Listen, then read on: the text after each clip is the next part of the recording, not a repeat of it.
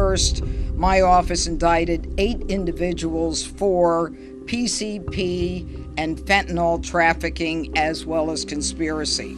Imagine cruising down I-5 beside an ordinary semi-truck, not realizing it is carrying enough fentanyl to kill the entire population of the state of Alabama 7 times over.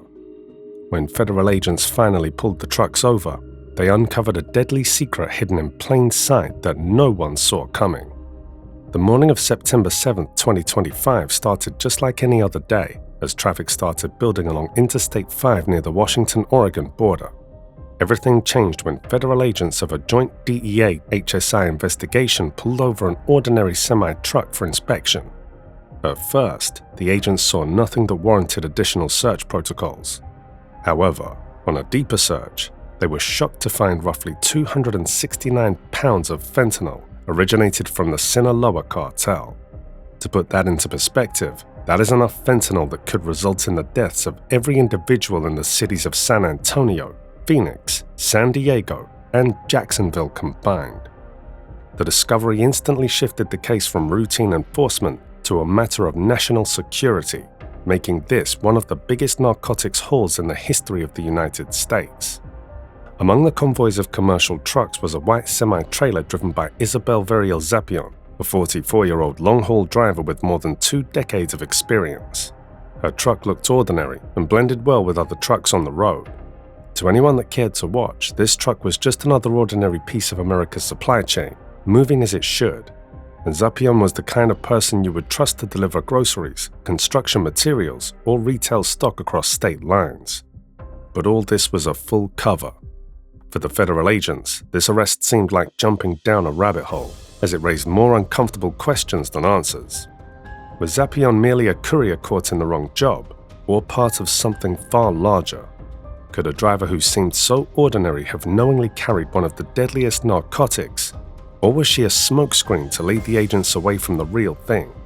The easy explanation would be to label her an anomaly, a rogue driver, a tragic exception in an otherwise secure system. After all, the United States commercial transport network is tightly regulated.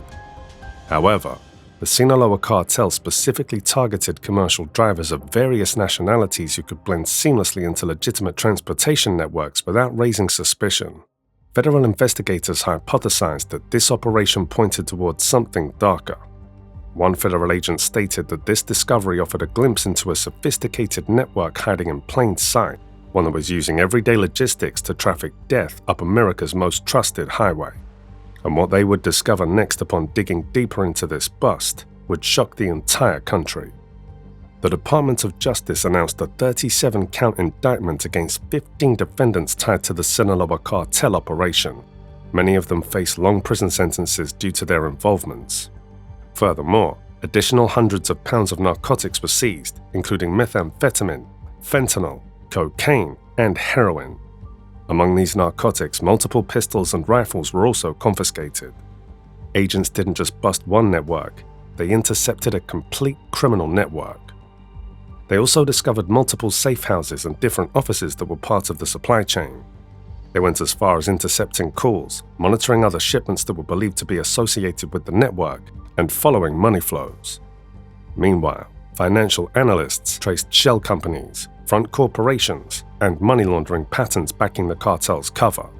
All this was aimed at achieving one goal: infiltrating the organization to the deepest levels and sending a message that no criminal organization is too big or complex for the US to deconstruct. After the seizure, the agents didn't stop with the driver. They started following up on the clues and evidence they had obtained and quickly unearthed a sprawling criminal network with tendrils reaching from Sinaloa, Mexico, to the heart of America's highways. By now, it was very clear that they were not dealing with a simple and random criminal cell. This was a well-organized international crime syndicate that had been designated to the status of a foreign terrorist organization by the US government. They set out and pored over manifests, GPS logs, and freight records, cross-referencing what looked legitimate and what didn't add up. They traced the shipment's route through multiple states, including California, Oregon, and Washington, following a corridor that mimicked standard commercial freight flows. Assuming multiple drug deals took place in these states, entire regional drug markets would have been supplied. As investigators uncovered the scale of the shipments, the case quickly swelled into a multi-state manhunt within days. The Justice Department's indictment named Rosario Abel Joaquin Camargo Banuelos and Francisco Fernando Camalo Banuelos, both based in Sinaloa, Mexico, as the masterminds behind this syndicate. The evidence presented pointed to an entire parallel logistics system built with one primary intention: to smuggle deadly chemicals under the cover of legitimate commercial activities. What made the operation almost impossible to crack open was its camouflage. The agents soon realized that this network relied on shell companies, clean driving histories, fake cargo manifests, and fraudulent registrations.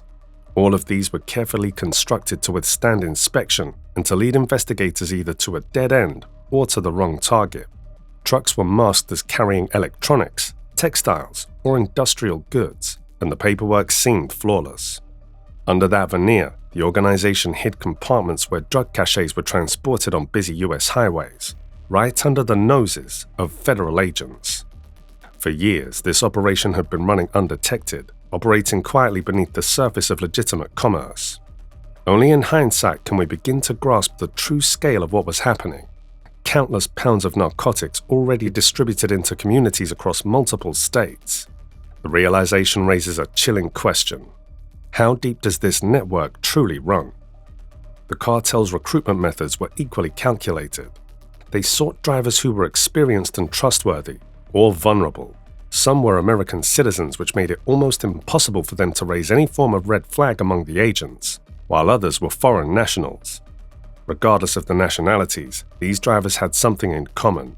They had mastered the art of blending in without raising suspicion. Whether motivated by greed or deception, these drivers formed the human link between the supply chain of narcotics and everyday roads. It also turned out that the choice of I-5 as a route was no accident. This route is a straight, continuous artery linking the Mexican border to the Canadian one, slicing through major distribution hubs used for such multi-million-dollar operations. As the investigation revealed, the corridor is perfect for blending flows with legitimate freight without raising an ounce of suspicion. What you have heard so far is just the surface of a much deeper story. Subscribe now so you don't miss what investigators uncovered next, because this case only gets darker from here. For the next few days, a coalition of federal, state, and local agencies quietly pursued the threads of what would become one of the most ambitious cartel crackdowns in West Coast drug enforcement history. They gradually wove together wiretap surveillance, undercover infiltration, financial tracing, and cross-jurisdiction coordination. This case also drove the rapid development of advanced detection techniques and new models of cooperation between the DEA, Homeland Security Investigations, and transportation authorities, demonstrating the success achievable through effective interagency collaboration. The crisis opened up new opportunities to strengthen national security, including innovative methods for monitoring commercial vehicles without disrupting legitimate trade, direct coordination with Mexican authorities to prevent infiltration at the source, and raising public awareness about identifying suspicious commercial activity. Operation Take Back America is a nationwide campaign that brings together the full power of the Justice Department to tackle illegal immigration, dismantle cartels and transnational criminal networks, and protect communities from violent crime. The scale of this operation dwarfed multiple others conducted in the region in recent years. It highlighted the audacity and fearlessness of the criminal organization, capable of attempting to shuttle massive volumes of narcotics through US highways. Beyond the seizures and arrests, the crackdown forced the United States to reframe its understanding of the threat. Every commercial truck now represents a potential danger. What had once been treated as isolated drug rings are now recognized as systematic infiltration of America's transportation grid. Mexican drug networks have found a way to weaponize American highways, signaling that they are evolving rapidly. The shift from regional threats to national infrastructure vulnerability creates a complete new war. The next front will not be at a border crossing or city checkpoint. It will be wherever trucks travel.